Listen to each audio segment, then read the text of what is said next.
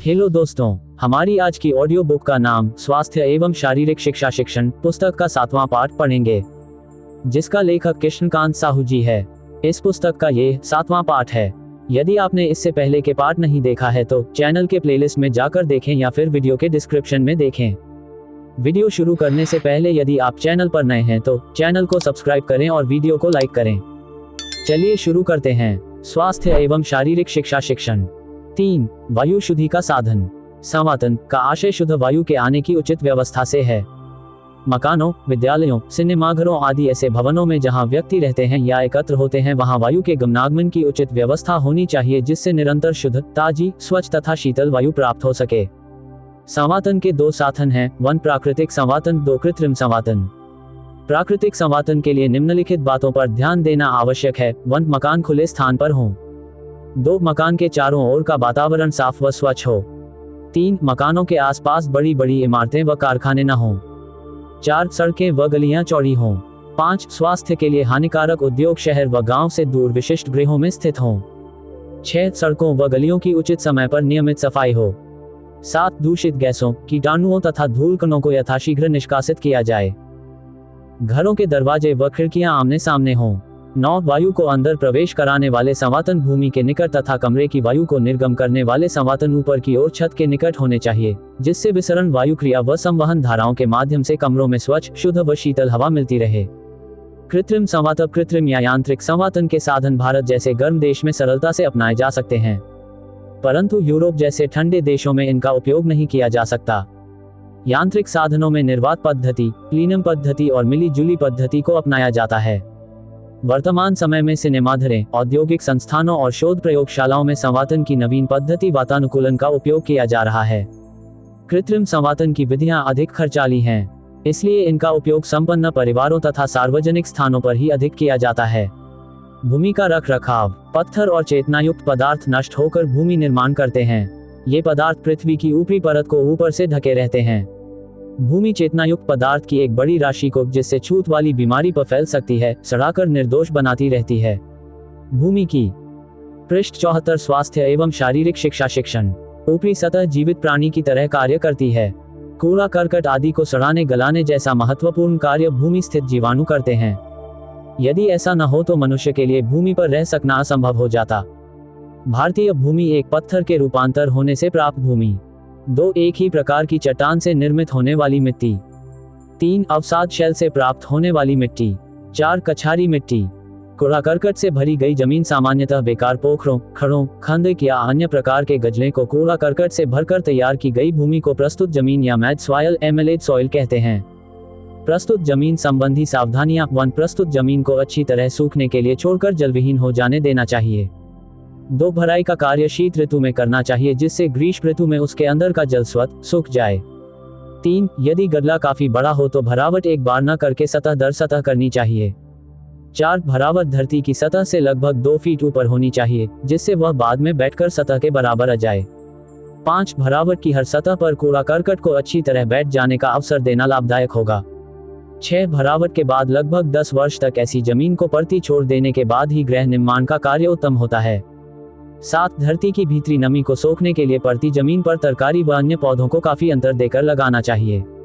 भूमिजनित रोगे 4 प्रकार के होते हैं। 1 कृमि रोग, 2 हैजा, पेचिश व मिथादी बुखार, 3 धनुष्टेकार, 4 वात व्याधि। भूमि की सुरक्षा के लिए भूमि प्रदूषण को रोकना अत्यंत आवश्यक है।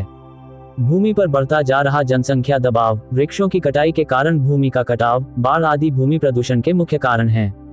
जनसंख्या नियंत्रण व वृक्षारोपण के द्वारा इस प्रदूषण से काफी हद तक मुक्ति मिल सकती है। पृष्ठ 75। स्वास्थ्य एवं शारीरिक शिक्षा शिक्षण। जल का रख रखाव। रहीम, पानी राखिए, बिन पानी सब सून। सचमुच जीवन के लिए जल अत्यंत आवश्यक पदार्थ है। भोजन के बिना मनुष्य 40 दिन तक जीवित रह सकता है, परंतु जल के अभाव में वह अधिक से अधिक 6 दिन ही जीवित रह सकता है। मानव शरीर भी मुख्यतः जल से ही बना है। शरीर के संपूर्ण भार का 2/3 भाग जल ही होता है। जल का उपयोग केवल भोजन और पीने तक ही सीमित नहीं है, अपितु हमारे नहाने, वस्त्र धोने, घर की सफाई करने, गली, नाली व सड़क को स्वच्छ रखने के लिए भी जल की आवश्यकता होती है। हमारे पालक जानवरों के जीवन तथा उनके शरीर की सफाई भी जल पर ही निर्भर करती है। अतः जल हमारे लिए बहुत ही उपयोगी है। मानव शरीर में जल के कार्य। 1 जल रक्त को समुचित तरल अवस्था में बनाए रखता है। जल की कमी से रक्त गाढ़ा हो जाता है, जिससे शरीर में अनेक दोष उत्पन्न हो जाते हैं। 2 जल शरीर में उत्पन्न होने वाले रसों को तरलता प्रदान करता है। 3 जल पाचन क्रिया में सहायता देता है। 4 जल में शरीर का तापमान समान रहता है। 5 शरीर में कोशिकाओं के टूटने फूटने तथा अपच विपैले पदार्थ हर समय बना करते हैं। जल इन विपैले पदार्थों को मल, मूत्र व पसीने के द्वारा बाहर निकालता है। यदि जल की मात्रा कम हुई तो यह विष रक्त में मिल जाता है और अनेक रोग उत्पन्न करता है। दूषित जल और बीमारियां। जिस प्रकार से जल जीवित रहने के लिए अत्यंत उपयोगी है, वैसे ही हैजा, टाइफाइड, पेचिश और कई अन्य संक्रामक रोगों के फैलने का एक सशक्त माध्यम भी है। कच्चा जल विभिन्न वस्तुओं के संसर्ग में आने के कारण दूषित हो जाता है। चौकी सब लोग प्रायः कच्चे जल को ही उपयोग में लाते हैं, अतः उचित सावधानी बरतने की अत्यंत आवश्यकता है। हमारे देश में दूषित जल के व्यवहार के कारण प्रतिवर्ष अनेक व्यक्ति हैजा, टाइफाइड जैसे रोगों से असमय ही मृत्यु को प्राप्त हो जाते हैं। इसलिए शुद्ध जल का रखरखाव और उसकी जानकारी बहुत ही आवश्यक है। जल प्राप्ति के ज्योत। वास्तव में जल प्राप्ति का मुख्य स्रोत समुद्र है। समुद्र का ये जल वाष्प बनकर उड़ता रहता है और वर्षा के रूप में पुनः पृथ्वी पर आ जाता है। वर्षा का ये जल ही हमें तालाब, नदी, झीलों, झरनों, कुओं आदि के रूप में मिलता है, जिसे हम अपने दैनिक कार्यों में प्रयोग करते हैं। वर्षा का जल बादलों से निकलते समय। पृष्ठ 76 स्वास्थ्य एवं शारीरिक शिक्षा शिक्षण पूरी तरह शुद्ध होता है, परंतु भूमि पर आने से पूर्व वायु में उपस्थित अशुद्धियां, गैसें, कोयले, धूल के कण आदि उसमें मिलकर उसे दूषित बना देते हैं। अतः रलोतों से प्राप्त जल को उपयोग में लेने से पहले सावधानी बरतना और उसे शुद्ध करके काम लेना आवश्यक है। 76 जल के दूषित होने के अस्वास्थ्य की दृष्टि से तालाब व पोखरों का जल पीने के लिए अच्छा नहीं होता, क्योंकि इनके जल में अशुद्धियां अधिक होती हैं। तालाब व पोखरों के जल में अशुद्धियां निम्न कारणों से होती हैं। 1 मनुष्यों द्वारा इनके किनारे और आसपास मल मूत्र त्याग करना। वर्षा होते ही ये सारे दूषित पदार्थ घुलकर पोखरों में चले जाते हैं और जल को दूषित कर देते हैं। 2 पालतू जानवरों का इन पोखरों में धोना तथा नहलाना। बहुधा ये पशु उस समय ही पोखरों में मलमूत्र त्याग कर जल को दूषित कर देते हैं। 3 धोबियों का पोखरों या तालाबों के घाटों पर कपड़े धोना। 4 मनुष्यों का उसमें स्नान करना व बर्तन धोना। 5 शौचादि क्रिया के बाद पोखरों में ही पंच हुआ करना। 6 गांव की नालियों का निकास तालाब या पोखरों में होना। 7 आसपास की झड़ियों का इनमें सड़ना। मरे हुए जानवरों की लाशें का जलाशयों के किनारे फेंका जाना। जल को दूषित होने से बचाने के उपाय। निम्नलिखित उपायों द्वारा जल को दूषित होने से बचाया जा सकता है। 1 तालाब का निर्माण ऐसे स्थान पर होना चाहिए जहां आसपास गंदे पानी की नालियां, गड्ढे, शौचालय, शमशान आदि अशुद्धियां उत्पन्न करने वाले स्थान न हों। 2 तालाब के बाहरी किनारे ऊंचे होने चाहिए ताकि बाहर का गंदा पानी अंदर न आ सके। 3 तालाब में जानवरों के प्रवेश को रोकने के लिए चारों ओर कांटेदार तार लगाना आवश्यक है। 4 तालाब में यदि कोई वनस्पति उग रही हो तो इसे तुरंत उखड़वा देना चाहिए। 5 तालाब के अंदर नहाने धोने का निषेध होना चाहिए। स्नान गृह आदि की पृथकों से व्यवस्था होनी चाहिए। 6 तालाब से जल साफ बाल्टी या पंप द्वारा ग्रहण करना चाहिए। पृष्ठ 77 स्वास्थ्य एवं शारीरिक शिक्षा शिक्षण। 7 जहां तालाब सार्वजनिक जल पूर्ति के साधन हो वहां पक्के बनाए जाने चाहिए। तालाब के जल को शुद्ध रखने के लिए उसमें छोटी छोटी मदलियां होनी चाहिए। 9 तालाब काफी गहरे होने चाहिए। गहरे तालाबों का जल उथले तालाब की अपेक्षा उत्तम होता है। 10 ऐन्द्रिक अशुद्धियों से बचाने हेतु यदि संभव हो तो तालाब को करने की व्यवस्था होनी चाहिए, परंतु वायु के आवागमन हेतु उचित व्यवस्था आवश्यक है। शुद्ध वायु जल की शुद्धि के लिए आवश्यक होती है। नदी के जल में अशुद्धियां होने के कारण 1 नदी के किनारे बसे हुए नगरों की गंदगी और मल गंदे नालों के रूप में बहकर नदी के जल को अशुद्ध कर देते हैं। 2 नदी के किनारे के खेतों में जो खाद दी जाती है, इससे भी नदी का जल गंदा हो जाता है। 3 किनारों के शहरों के कारखानों से निकला अपशिष्ट पदार्थ बहकर नदी के जल को गंदा करता है। 4 नदी के मार्ग में पड़ने वाली मिट्टी में जो प्राकृतिक लवण होते हैं वे जल में घुलकर उसे गंदा कर देते हैं।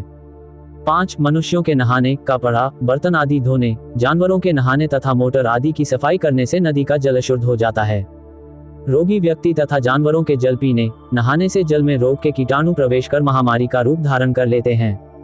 6 नदी में शव बहा देने की प्रथा भी उसके जल को अशुद्ध कर देती है।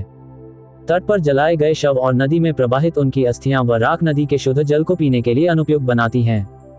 बदी के जल को अशुद्धियों से बचावे के उपाय। यह एक पुरानी कहावत है कि बहता जल गंदा नहीं होता। जिस नदी में जल की अधिकता हो तथा जिसमें तीव्र प्रवाह हो, उसका जल सूर्य के प्रकाश, ताप तथा शुद्ध हवा के संपर्क में आकर स्वतः ही शुद्ध हो जाता है। सूर्य की किरणों में कीटाणुनाशक गुण होते हैं। नदी में रहने वाले जीव भी जल शुद्धि में सहायक होते हैं। मछली, कछुए तथा मगर आदि बहुत सी ऐन्द्रिक अशुद्धियों को नष्ट करने में भाग लेते हैं। फिर भी नदियों के जल को पीने आदि में लाने के लिए निम्नलिखित सावधानी रखनी चाहिए। पृष्ठ 78 स्वास्थ्य एवं शारीरिक शिक्षा शिक्षण। एक नदी के किनारे से कम 7 या 10 मीटर दूरी पर सार्वजनिक जल पूर्ति हेतु जल संग्रह की व्यवस्था की जानी चाहिए। 2 जल संग्रहालय नदी से लगभग 3 किलोमीटर दूर स्थित होने चाहिए। 3 जल प्रहन करने के स्थान के आसपास नहाने, धोने, जानवर नहलाने, नगर का मल फेंकने तथा मछली आदि पकड़ने की मनाही होनी चाहिए। 4 जहां पर सरकार या नगरपालिका द्वारा सार्वजनिक जल संग्रह और जल वितरण की व्यवस्था न हो, वहां पर नदी का जल किसी साफ तट पर से लेकर छानकर या उबालकर ही प्रयोग में लाना चाहिए। कुओं के जल में अशुद्धियों के कारण कभी कभी कुआं ऐसे स्थान पर होता है जहां भूमि के प्रवेश स्तर में दर होती है, जिनसे धरातल का गंदा और मलयुक्त जल बिना पूर्ण रूप से छने ही अप्रवेश्य स्तर तक पहुंच जाता है। ऐसा पूर्ण छने जल में घुलनशील ऐन्द्रिक द्रव रह जाते हैं। इससे वहां का जल दूषित हो जाता है। 2 खुले कुओं में पेड़ों की पत्तियां, कूड़ा करकट आदि अशुद्धियां गिरने की संभावना रहती है। इससे वहां का जल दूषित हो जाता है। 3 यदि कुएं पर नहाने धोने के जल के निकास की उचित व्यवस्था न हो और कुएं की दीवार पक्की न हो तो अशुद्ध जल कुएं में जाकर उसके जल को दूषित कर देता है। आदर्श कुएं के जल को अशुद्धियों से बचाने के लिए उसका निर्माण ही इस तरह से किया जाए जिससे कि जल में अशुद्धियां होने को संभावना कम से कम रहे। एक आदर्श कुएं में निम्नलिखित विशेषताएं होती हैं। 1 कुएं का निर्माण ऐसे स्थल पर किया जाए जहां शौचालय, गंदे जल के गें, अस्तबल, गंदे जल के नाले कम से कम 30 मीटर दूर हों। 2 कुएं की भीतरी दीवार पक्की ईंटों या पत्थरों की होनी चाहिए और उसके ऊपर सीमेंट का पलस्तर करा देना चाहिए, जिससे इधर उधर का पानी कुएं में न आ सके। 3 कुएं की दीवार भूमि की सतह से काफी ऊपर तक होनी चाहिए। 4 कुएं के चारों ओर ढलावदार पक्का चबूतरा होना चाहिए। चबूतरों का ढलाव बाहर की ओर हो, जिससे बाहर का पानी किसी दशा में भी कुएं के अंदर न जा सके। 5 कुआं काफी गहरा होना चाहिए। कुआं जितना गहरा होगा उसका जल उतना ही शुद्ध होगा। पृष्ठ 79 स्वास्थ्य एवं शारीरिक शिक्षा शिक्षण। 6 कुएं के आसपास वृक्ष नहीं होने चाहिए और न ही आसपास के पेड़ों की जड़ें कुएं की दीवार में से निकलने देना चाहिए, ये जल को गंदा करती हैं। 7 कुआं ऊपर से ढका होना चाहिए तथा ढक्कन इस प्रकार का होना चाहिए जिससे पेड़ पौधों की पत्तियां आदि कुएं में न जा सके परंतु हवा का प्रवेश हो सके। कुएं के चारों ओर नहाने, बर्तन और वस्त्र धोने पर रोक होनी चाहिए। 9 कुएं से पानी खींचने के लिए गंदी रस्सी व गंदे बर्तन का प्रयोग नहीं करना चाहिए। जन के प्रकार जल 2 प्रकार का होता है, 1 कठोर जल और 2 मृदु जल। कठोर जल भी 2 प्रकार का होता है, एक वह जिसमें अस्थायी कठोरता होती है, दूसरा वह जिसमें स्थायी कठोरता होती है। अस्थायी कठोरता जल को उबालने अथवा चूने के प्रयोग से दूर की जा सकती है। स्थायी कठोरता को दूर करने के लिए जल में सोडियम कार्बोनेट या कपड़े धोने का साबुन मिलाना चाहिए। कठोर जल पीने के लिए उपयुक्त नहीं रहता, इसके प्रयोग से मंदाग्नि, पेचिश आदि रोग हो जाते हैं। नहाने, कपड़े धोने तथा खाना पकाने के लिए भी इस जल का उपयोग उचित नहीं होता क्योंकि इसमें कैल्शियम तथा मैग्नीशियम के लवण घुले होते हैं। इससे वस्त्र धोने में साबुन भी अधिक खर्च होता है। मृद या कोमल जल पीने, खाना पकाने व नहाने धोने के लिए अति उत्तम होता है। इसमें कैल्शियम के कार्बोनेट या सल्फेट बहुत कम मात्रा में होते हैं या बिल्कुल भी नहीं होते। ये जल पीने में मधुर व स्वादिष्ट होता है। जल को शुद्ध करने की विधियां सामान्यतः जल को 3 विधियों से शुद्ध किया जा सकता है, 1 भौतिक, 2 रासायनिक और 3 यांत्रिक। 1 ई विधियां, जल को उबालकर जिस जल के दूषित होने का संदेह हो उसे उबालकर पीना चाहिए। इससे जल की कठोरता, जल में उपस्थित रोगों के जीवाणु तथा सभी प्रकार के ऐन्द्रिक पदार्थ नष्ट हो जाते हैं तथा विषैली गैसें जल से निकल जाती हैं। नदी, तालाब, उथले कुएं आदि का जल उबालकर पीना स्वास्थ्य के लिए खत्म होता है। जला का आसाना इस विधि से पहले जल को उबालकर उसकी भाप बनाते हैं, इसके बाद उसको यंत्रों द्वारा ऊन पहुंचाकर उसे जल के रूप में बदल लेते हैं। 3 अल्ट्रा वायलेट किरणें, ये किरणें रोग के जीवाणुओं का नाश करती हैं। जल की बड़ी राशि को शुद्ध करने के लिए बड़े बड़े यंत्र बनाए जाते हैं। इन यंत्रों से अल्ट्रा वायलेट किरणें उत्पन्न होती हैं, ये किरणें जल को शुद्ध करती हैं। पृष्ठ 80 स्वास्थ्य एवं शारीरिक शिक्षा शिक्षण। 4 छानना, सामान्य रूप से अवलंबित अशुद्धियां इस विधि द्वारा दूर की जा सकती हैं। 2 रासायनिक विधियां, रासायनिक पदार्थ 2 प्रकार के होते हैं, 1 अवक्षेपण, जिससे जल में निहित दोष नीचे बैठ जाते हैं जैसे फिटकरी, निर्भली आदि। 2 जीवाणुनाशक, इनके द्वारा जीवाणु तथा अन्य ऐन्द्रिक दोष नष्ट हो जाते हैं जैसे पोटेशियम परमैंगनेट, आयोडीन, तूतिया, ओजोन, ब्लीचिंग पाउडर, चूना, क्लोरीन आदि। 3 यांत्रिक विधियां, घड़े द्वारा जल का छानना, इस विधि में 4 घड़ों को किसी लकड़ी के स्टैंड पर एक दूसरे के ऊपर रख दिया जाता है। ऊपर के घड़ों में एक छोटा तिरा होता है, पहले घड़े में शुद्ध किया जाने वाला जल भर दिया जाता है, दूसरे के तले में कुछ कोयला पीस कर रख दिया जाता है तथा तीसरे में कप बाल और कंकड़ डाल दिए जाते हैं। तीनों घड़ों के छिद्रों में थोड़ी रुई या कपड़ा लगा दिया जाता है। सबसे ऊपर के घड़े का पानी धीरे धीरे तीनों घड़ों में छिनता हुआ चौथे घड़े में एकत्र होता है। जल शुद्ध करने की उपर्युक्त विधि का प्रयोग संतोषजनक नहीं है। इस विधि से जल शुद्ध होने के बजाय और अशुद्ध हो जाता है, क्योंकि घड़ों को स्वच्छ रखना प्रायः असंभव होता है। फिल्टर विधि आजकल घरों में जल को शुद्ध करने के लिए फिल्टर विधि का प्रयोग किया जाने लगा है। इस विधि में चेम्बरलेन फिल्टर तथा बर्कफील्ड फिल्टर मुख्य हैं। इनका निर्माण क्ले और पोर्सलेन मिट्टी से किया जाता है। इनमें बाहर की ओर पोर्सलेन का बना बर्तन होता है और नीचे की ओर एक नल लगा हुआ होता है। इसमें अंदर की ओर एक दूसरा बर्तन ऊपर लटका हुआ होता है। इस बर्तन की तली में क्ले मिट्टी के बने हुए सिलेंडर होते हैं। सिलेंडर ही जल को शुद्ध करने का कार्य करते हैं। इस विधि द्वारा जल की अशुद्धियां सिलेंडरों के बाहर ही रुक जाती हैं। रेत के जीवाणु भी इसकी दीवारों से होकर प्रवेश नहीं कर पाते। इनके सिलेंडरों को समय समय पर साफ करते रहना चाहिए। बर्कफील्ड फिल्टर से छीनने की क्रिया तीव्र गति से होती है। घरेलू उपयोग के लिए ये फिल्टर पर्याप्त उपयोगी होते हैं। विद्यालय में उत्तम पर्यावरणीय परिस्थितियों। विद्यालय की पर्यावरणीय परिस्थितियों से अभिप्राय विद्यालय के आस पड़ोस, भवन की स्थिति, भवन में गंदगी, कूड़ा करकट, मल मूत्र आदि के निकास की। पृष्ठ 81 स्वास्थ्य एवं शारीरिक शिक्षा शिक्षण व्यवस्था। स्वच्छ जल की व्यवस्था, हवा एवं प्रकाश की व्यवस्था, बैठने का प्रबंध, खेल कूद की व्यवस्था तथा कार्य करने की अनुकूल परिस्थितियों से है। यह आवश्यक है कि विद्यालय में उत्तम पर्यावरणीय परिस्थितियां बनाए रखने में सभी की सहभागिता हो। किसी भी विद्यालय का नाम मात्र उसके उत्तम भवन से ही नहीं होता, वरन स्वस्थ, अध्ययनशील और पाठ्येतर प्रवृत्तियों में उत्साह रखने वाले छात्रों से होता है।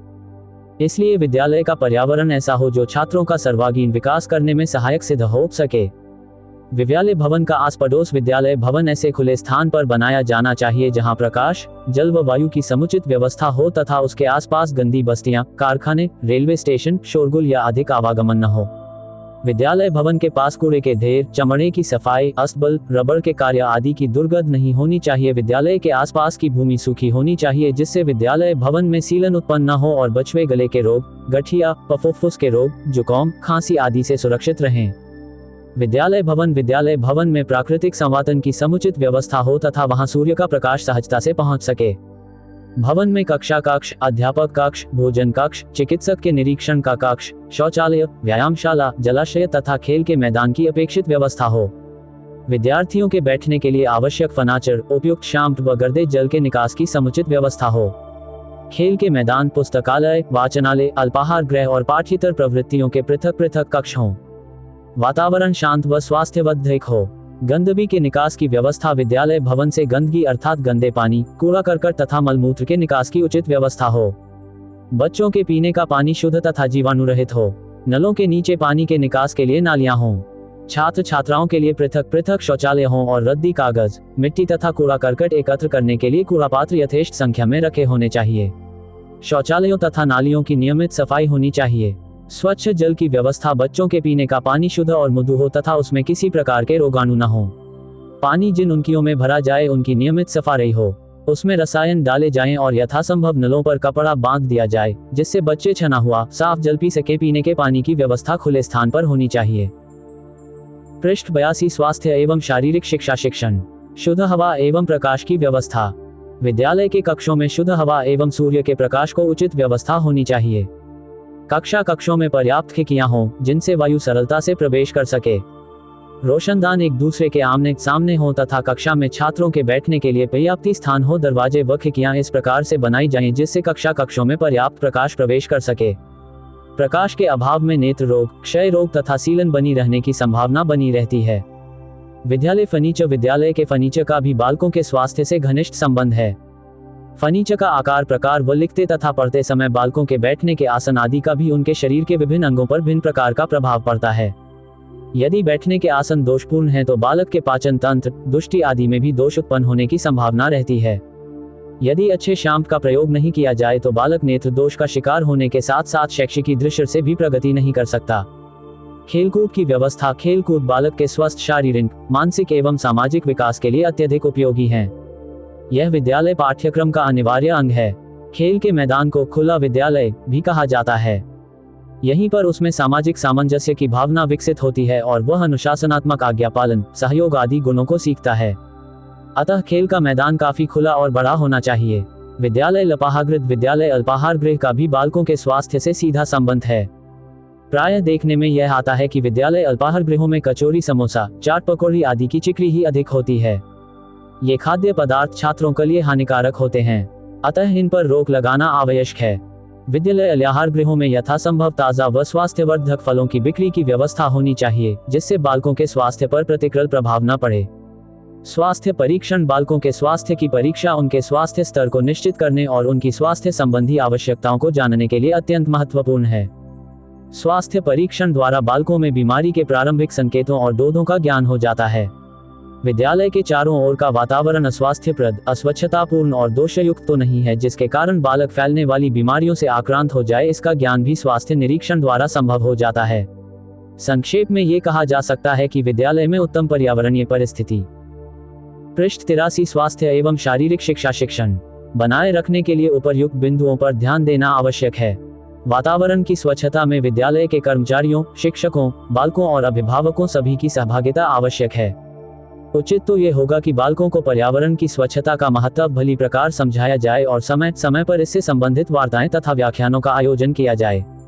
गलत कार्य करने वाले छात्र को ताड़ना दी जाए तथा पर्यावरणीय स्वच्छता बनाए रखने के लिए छात्र दैनंदिनी अथवा प्रवेश नियमावली में स्पष्ट उल्लेख किया जाना चाहिए। विद्यालय की उत्तम पर्यावरण परिस्थितियों में ही शैक्षिकी तथा सहयोगी क्रियाएं संभव हैं।